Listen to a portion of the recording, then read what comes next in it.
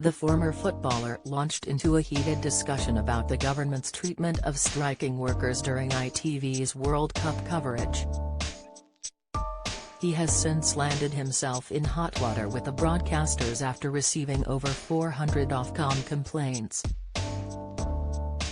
Throughout the tournament, Qatar has been criticized for its treatment of migrant workers, the LGBTQ+ community and women.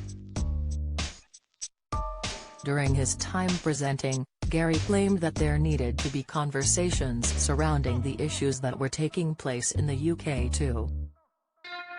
He claimed, "We should detest low pay, we should detest poor accommodation and poor working conditions. That is something we can never accept in this region or in any other region." It's worth mentioning that we've got a current government in our country who are demonizing rail workers, ambulance workers, and, terrifyingly, nurses. In our country, we've got to look at workers' rights, but wherever football goes now we have to pick up on workers' rights. People have got to be equal and they've got to be treated as equal. We can't have people being paid an absolute pittance to work, we can't have people in accommodation that's unsavory and disgusting to work in. It can't happen here with the wealth that exists. But it shouldn't happen in our country that nurses are having to fight for an extra £1 or £2. According to the Daily Mail, an Ofcom statement read, "We are assessing this content as a priority and have asked ITV to provide us with details about the broadcast to inform that work." GB News presenter Patrick Christys recently hit out at Gary Neville for his party political broadcast and compared his hypocrisy to Prince Harry. He exclaimed, "Gary Neville was a decent right-back, but he is an absolutely terrible left-winger and frankly comes across as a complete WK.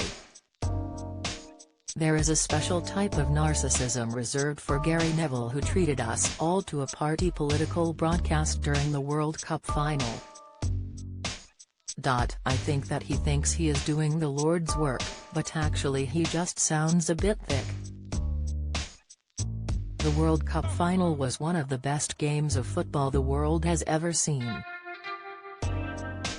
Of all the times that Neville could have piped up with his party political broadcast, that was probably the most pointless and irrelevant. There is a touch of the Prince Harry's about Gary, isn't there? I think he genuinely feels as though he has tapped into a higher echelon of intellect and his duty on this planet is to pass that down. Like Prince Harry, he appears to be totally unaware of his own hypocrisy. Gary Neville is worth millions and has a huge profile in the footballing world. He could have easily sat out of the World Cup if he wanted to, if he had a moral compass at all.